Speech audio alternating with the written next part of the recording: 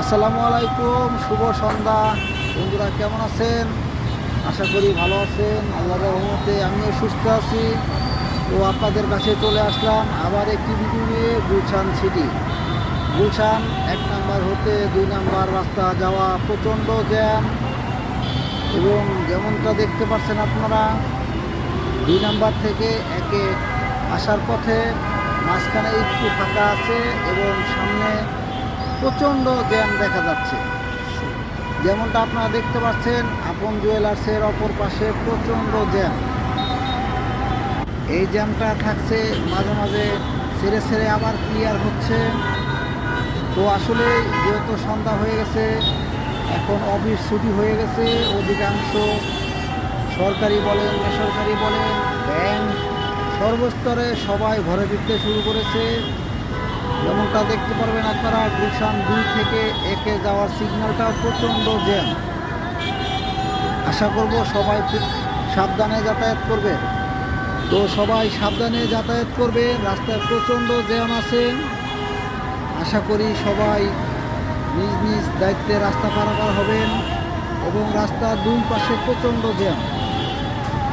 যারা এখন গুলশান 1 থেকে 2 পথে রওনা হবেন, তাদের হাতে প্রচণ্ড সময় নিয়ে রওনা হবে।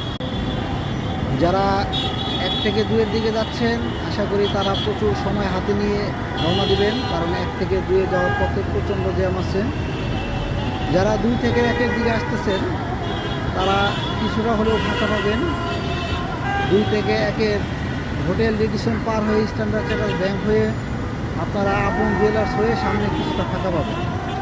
আপন জুয়েলার্স হয়ে কিছু দূরটা সামনে গেলে আপনারা দেখতে পাবেন 1 থেকে পুলিশ প্লাজার দিকে যাওয়ার যে সিগন্যালটা, সেখানে প্রচণ্ড জ্যাম আছে। তো আপনাদের কিছুটা সময় লাগবে পুলিশ প্লাজার অতিক্রম করার জন্য।